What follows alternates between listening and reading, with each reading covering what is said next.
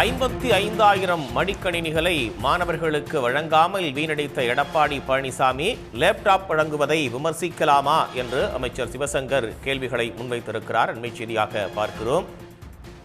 ஆட்சியில் பங்கு என்றதோடு பழனிசாமியின் பெயரை கூட அமித்ஷா உச்சரிக்கவில்லை என்றும் சிவசங்கர் தெரிவித்திருக்கிறார். கூட்டணி தலைமை எடப்பாடிதான் என வீராவேசம் காட்டினாலும் அவரது பெயரை கூட அமித்ஷா சொல்வதற்கு மறுக்கிறார் என்றும் அவர் தெரிவித்திருக்கிறார்.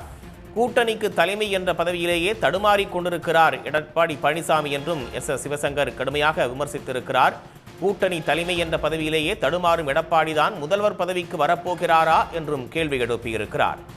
மாணவர்களுக்கு மடிக்கணினியை அதிமுக அரசு தொடர்ந்து வழங்கி வந்தது என்று எடப்பாடி பழனிசாமி பொய் சொல்கிறார் என்றும், எடப்பாடி பழனிசாமி ஆட்சியில் 2019 லேப்டாப் வழங்கும் திட்டம் நிறுத்தப்பட்டது என்றும், 55,000 மடிக்கணினிகளை மாணவர்களுக்கு வழங்காமல் வீணடித்த எடப்பாடி லேப்டாப் பற்றி பேச அருகதை அற்றவர் என்றும் அமைச்சர் சிவசங்கர் தெரிவித்திருக்கிறார்.